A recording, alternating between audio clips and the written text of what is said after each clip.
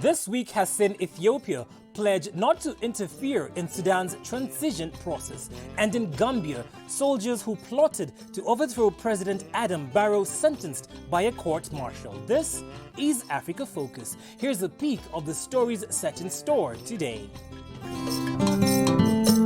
After the World Cup, African migrants seek asylum in Russia. 25 years after the end of apartheid, South Africa's colored community demand for land. Going against the grain, women's football gains traction in Comoros.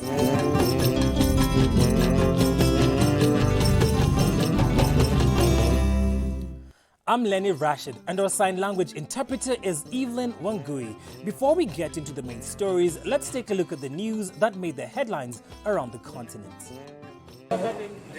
Malawi's electoral body on Friday said it was suspending updates of results from this month's elections in order to resolve complaints raised by some of the parties.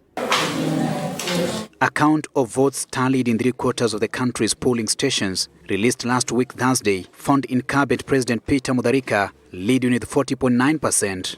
His closest challenger, Lazarus Chakwera of the Malawi Congress Party, had 35.4% of the vote. The European Union Observer Mission has described the vote as well-managed, inclusive, transparent and competitive. But it is said that tension during the campaign was not helped by various claims of rigging. The southeastern African country has around 6.8 million potential voters, with more than half aged under 35. Turnout data has not been published. The head of Sudan's military council met Abu Dhabi's Crown Prince on Sunday, who expressed the United Arab Emirates' support for Sudan as it navigates a transition after the ouster of Omar al-Bashir. Lieutenant General Abdel Fattah al-Burhan's visit to the UAE came on the heels of a trip to Egypt and a visit by his deputy, General Mohammed Hamdan Dagalo, to Saudi Arabia. Analysts say the UAE, Saudi Arabia and Egypt are trying to consolidate their influence in Sudan after Bashir was toppled and arrested on April 11th following 3 decades as president. Protesters calling for a transition to democracy have warned against any intervention by the 3 regional allies. Official talks between the Transitional Military Council that Burhan leads and an alliance of protest and opposition groups have stalled over whether the military or civilians will have ultimate control over transitional bodies. So help me God. Trade unionist turned businessman Cyril Ramaphosa was sworn in as South Africa's president on Saturday, vowing to create jobs and tackle deep-rooted corruption that has strangled economic growth. Ramaphosa, who becomes the country's 4th democratically elected president since the end of apartheid, took the presidential oath before a crowd of about 32,000 people in a rugby stadium in the capital, Pretoria. 66-year-old Ramaphosa, wearing a dark suit and flanked by foreign leaders, including Congolese President Felix Tshisekedi and Chinese Premier Li Kenyan, spoke of his nation entering a new era of hope and renewal. Ramaphosa's African National Congress ANC clinched a 57.5% majority in a general election earlier in May, down from 62% in 2014 as voters turned against the ruling party due to revelations about government corruption and a record of unemployment.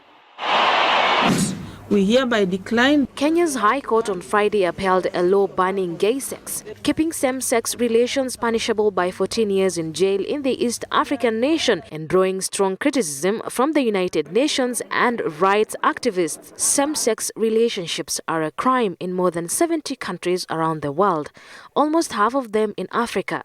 Neighboring Uganda once enacted a law imposing a life sentence for certain acts of gay sex, although it was later nullified by court. South Africa is the only African nation to have legalized gay marriage. Some gay rights activists wept outside the courtroom after the verdict. Others backing the ban held placards outside the court with messages including "God forbids and we say no," and "God created Adam and Eve, not Adam and Steve." Campaigners who filed the petition to decriminalize gay sex argued that the law violated Kenya's 2010 constitution, which guarantees equality, dignity and privacy for all citizens. The Federal Aviation Administration expects to approve Boeing 737 MAX jet to return to service as soon as late June. Representatives of the U.S. air regulator informed members of the United Nations Aviation Agency in a private briefing on Thursday. American Airlines Group, Southwest Airlines and United Airlines suspended 737 MAX flights into July and August after the FAA grounded Boeing's best-selling jet in March, following 2 crashes in the space of 5 months that together killed 346 people. The crashes happened in Bishoftu, Ethiopia in March 2019 and in waters off Indonesia in November 2018. Botswana, home to almost a third of Africa's elephants, lifted a ban on big game hunting on Wednesday, citing growing conflicts between humans and wildlife and the negative impact of the hunting suspension on people's livelihoods. Conservationists estimate the southern African country has around 130 elephants, but some lawmakers say that the number is much higher and causes problems for small-scale farmers. The Environment Ministry said in a statement that the return of wildlife hunting would take place in accordance with laws and regulations governing wildlife conservation, hunting and licensing, but did not elaborate. President Masisi set up a committee in June last year to consider the hunting ban, which was imposed by the former president Ian Khama in 2014 after surveys showed declining wildlife populations. The committee recommended in February that Botswana consider allowing big game hunting again. Like thousands of other Africans, Lamin came to Russia during the 2018 World Cup tournament on a fan ID that allowed spectators to bypass the country's usual visa requirements. While most came purely to watch football, others had plans to stay and find work. 10 months after the World Cup final, their hopes are dashed, and the Russian Interior Ministry says it's stepping up measures to deport guests who've overstayed. In a cramped apartment on the outskirts of Moscow, Lamin has little more than the clothes and the Bible he brought with him when he came to Russia on a temporary World Cup visa last summer. The 23-year-old Gambian shares the 2-bedroom flat with 9 other people, the youngest, a newborn baby girl, the daughter of a Congolese flatmate. Like thousands of other Africans, Lamin came to Russia during the 2018 tournament on a fan ID that allowed spectators to bypass the country's usual visa requirements. While most came purely to watch the football, others had plans to stay on and find work. Some believed they could claim asylum in Russia or that the country would provide a stepping stone to life in Europe. I'm not working anywhere, and the situation here is not easy on me because we are here, as you can see, the place we sleep here almost 9 to 8 people, so which is very, very difficult.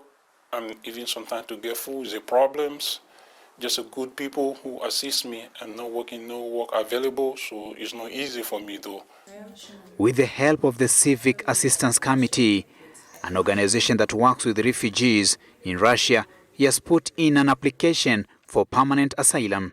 There's little hope, however, of it being granted. According to the official figures, in 2017, Russia gave a full refugee status to just 33 people. The job was it's not good, really. It's very dangerous, especially when you're not speaking Russian. Maybe if the man is asking you a question, you can't reply. Somehow they will like saying all sorts of abusive words to you. The fan IDs were originally valid just for the period of the World Cup, but President Vladimir Putin later announced they could be used for re-entry until the end of 2018. Andrei Krashkin, an Interior Ministry official, said last month that 12,000 people had stayed on illegally after the end of the year.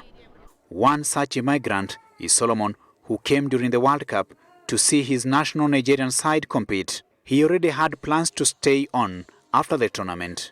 At first, the 31-year-old found work as a gardener, but is now unemployed. I don't want to go. It's very difficult for me when I go back to Nigeria. It's very difficult. No light, no good life. Victoria remembers how a woman came to meet her at the airport, took her back to a flat and told her to take off her clothes. I really want to go back, but I just need to gather some money before I go back to Nigeria, so that at least when I get back to Nigeria, I will have the money to start a business, to start a work. After being forced to work as a street prostitute, Victoria was put in contact with the anti-trafficking NGO called Alternativa and managed to escape. The organization has helped her obtain permission to remain until the summer, and she has found some work in a shoe repair shop. Coming up after the break. Rowing to fame, Kenyan rowers seek to sharpen their skills in the ancient sport. We'll be right back with more stories. Don't touch that dial, keep it switched.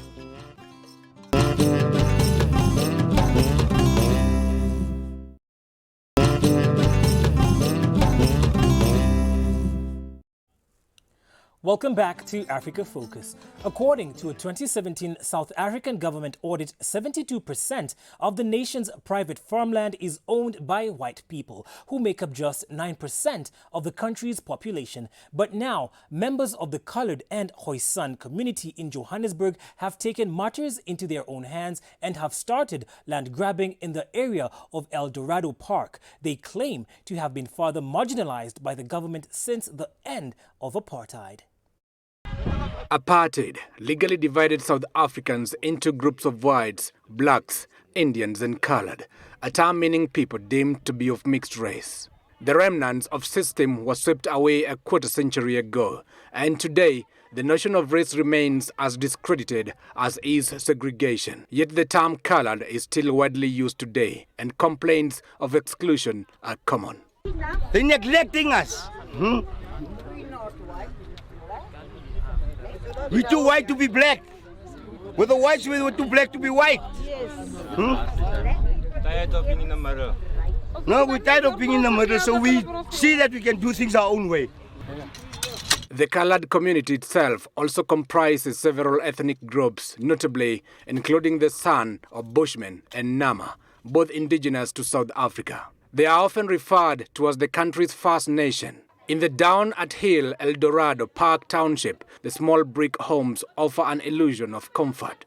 Behind each home, there are courtyards, which host cabins made of whatever was available that are home to the entire families. This is where I stay, in the shack with my husband and my 5 children. The reason why we decide to grab that land that's been vacant for all these years is because most of us that's on that land currently is backyard dwellers. We're staying in other people's yards. Other people, there are 20 in one house. It's unhygienic. It's not safe for the children, especially if you have small children. The situations have become unbearable. To enter the home of Chesney Van Wyk, a hut with just 3 square meters or 10 square feet of floor space, one does not have to push the door, but instead lift it with 2 hands. It has neither a handle nor a hinge. They are marginalizing us, they are pressing us down. It's as if when our forefathers were oppressed because of a certain regime, they were not white enough, and now it's because we're not black enough. We say enough is enough as this community. Van Wyk and his partner, who share a small mattress, use a small peach tree behind the door as a bag rack. The shack, made with plastic-covered cardboard, floods whenever it rains. Chesney makes ends meet thanks to the small jobs the neighbors give him. But today, he was focused on another task. Along with dozens of other nearby residents toting picks and shovels, Van Wyk cleared a vacant plot of land before marking out locations for their future homes with branches. So we're taking back our land, as the Khoisan, and seeing that we've been neglected, pushed back, put in the side, one side, For us, we're the forgotten sheep. They classified us as the forgotten sheep. We as people are unemployed, there's no jobs. We are struggling. Where we come from, we are 6, 8, 10 in a yard. Household income among the colored community is twice as high as the black majority, who make up 81% of the population. Unemployment stands at 30.5% among the black labor force, while it is 23% for the colored community. The sense of injustice has persisted to the point that several committee members lament the fall of apartheid, under which coloured people had neither the freedom to move around nor vote. The Horn of Africa is sometimes referred to as the cradle of mankind, a mountainous peninsula comprising of several countries. It's nestled between two continents at the mouth of the Indian Ocean. The Horn of Africa is at a crossroads and has been coveted for centuries. But why is this drought-prone area coveted by many? Let's find out. The cradle of humanity, the Horn of Africa is a mountainous peninsula comprising several countries nestled between two continents at the mouth of the Indian Ocean at a crossroads that's been coveted for centuries. In this land of traffickers and travel writers, Ethiopia, a 2,000-year-old country, cohabits alongside younger states emerging from the colonial period. Islam coexists alongside Christianity, settled farmers live alongside nomadic populations. Interest in the region significantly increased with the construction of the Suez Canal in the 19th century. Ethiopia alone escaped the colonial ambitions of European empires which otherwise divided up the zone between them, apart from a brief period of Italian occupation during World War II when Axis and Allied powers confronted one another. International interest in the Horn continued after the war. As world alliances shifted, it became a hotspot during the Cold War conflict. It's a volatile region where state and interstate conflicts periodically flare up. Populations of adjacent countries are mutually suspicious, with governments occasionally supporting internal independence movements in a bid to destabilise their neighbours. But despite its problems, the Horn, which is located on one of the world's most important energy trade routes, continues to attract the interest of global powers. Many of the refugees currently risking their lives attempting to reach Europe come from this drought-prone region, which contains the country with Africa's second largest population, yet also maintains key commercial activities. Between Djibouti and Ethiopia and in self-declared independent Somaliland, major transport infrastructures are being developed, mostly financed by China. But interests in the region are also linked to the fight against terrorism and piracy, with vulnerable countries in the Horn particularly at risk of infiltration by terrorist networks. France, the United States, Japan and soon China all have a military presence in Djibouti as they seek to fight piracy or target zones held by the Islamist Shabab in Somalia. Meanwhile, Gulf countries engaged in a coalition against rebels in Yemen are also looking to gain a foothold in the secretive state of Eritrea. Women football started 15 years ago in the island nation of Comoros.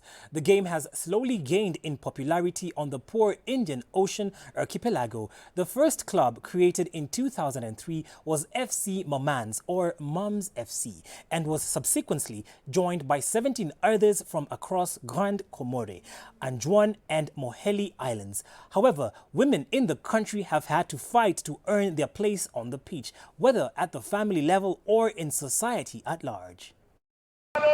The women of the FC Mamans football team have gathered for practice at the municipal stadium of the Comoran capital, Moroni, braving a fierce tropical storm hammering the city.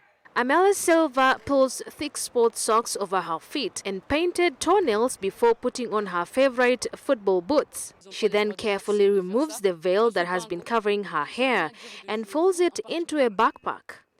Abotohi, the coach, is keen about how her team practices during passing and ball control during team building games. My name is Amela Silva. I'm 23 and I'm passionate about football. I'm a woman and child rights activist for an NGO working in education. But her freedom to play football did not come to her on a silver platter in Comoros, a Muslim-majority country where most women would only go outside veiled. She had to overcome religious taboos around women in sport to finally put on the green jersey of the national team. Yes, it's pretty hard to play football, especially in Comoros, which is a religious country, a Muslim country. We've had to fight a lot. It's a taboo for a girl to do this in a Muslim country. We are still fighting against that taboo today. We still have to fight. Le tabou, il est toujours là, on se bat toujours. Yes, my dad did not want me to play, but thanks to my mom and my brothers who supported me on this, my dad finally understood.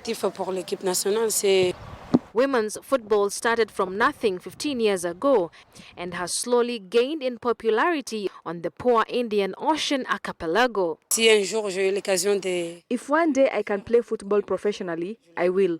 But I'm in Comoros, which is known as a developing country. Sports here, and especially women's football, is lagging compared to other countries. The first club, created in 2003, was FC Mamans and was subsequently joined by 17 others from across Grand Comore and Moheli Islands. My goal for the national team is to one day qualify for the African Cup of Nations or the World Cup like other countries. That's my biggest dream. They face off in an annual championship at which the standard of competition is high, and the women of the national side recently won the Indian Ocean title. Rowing is one of the many sporting activities in Kenya that young people are slowly embracing. According to the Ruiru Rowing and Canoe Club, both national and county governments need to support rowing, kayaking and canoeing so as to nurture young talent and attract more tourists into the country. Mogodha Dam in Kenya's Kiambu County is where various rowers from within the country and the neighboring Uganda came to sharpen their rowing skills and equally compete. And just like any other sporting activity, participants go through rigorous training. Exercising also goes a long way. Alex Osiako is doing what he does best, flexing his muscles before he delves into the murky waters. He has been rowing for the last 7 years and has represented Kenya in various international competitions. Hii jaketi ni ya Team Kenya. Nishawakilisha junior on All African Games 2014 and ilikuwa Botswana. Nemwel Obiri is a para-rower who says the sport does not limit him. In any case, it has been a great physical exercise that keeps him fit. However, he feels the government has neglected the para-rowers and don't accord them the support they need. Tuombe serikali yetu ya Kenya ituangalie sisi walemavu zaidi. Atuwezi tunafanya, hata sisi tunafanya kile kitu mwenye ako sawa anafanya. Mpira tunacheza, kila kitu tunajua kucheza. According to coach Joshua Kandagor, Kenya's rowing history dates back to the year 1995, where it attracted many youths. The sport had many talented athletes, but due to inconsistency, many dropped out, forcing the association to start nurturing new talents. The challenge mostly is the issue of financing and sponsoring the team. You get a team already going for an event, so there's a challenge there. Josephine Wagidhi Nyamu fell in love with the sport while doing photography along the dam. The constant interaction between the trainers and the rowers led her to the sport. She is a member of the Ruiru Rowing Club that is hosting this event. The event attracted rowers from Kenya and Uganda, with Maurid, a German rower, jetting into the country to watch the sport. And I've seen the coaches here placing a lot of emphasis on technique and also additional training and getting ready for the races. So I imagine that's what they should continue to do, and also get their times ready on the rowing machine as well. The sport is not as popular as the participants would wish, but slowly and steadily they will continue to row, having as much fun as they while creating awareness. On Africa Focus, we love hearing from you, so make sure you get interactive with us on our various social media pages. Remember, you can view this program along with our wide array of other programs on DSTV channel 268. On behalf of the entire team here on Africa Focus, thank you for keeping us company on this exciting journey. Do enjoy the rest of your viewing.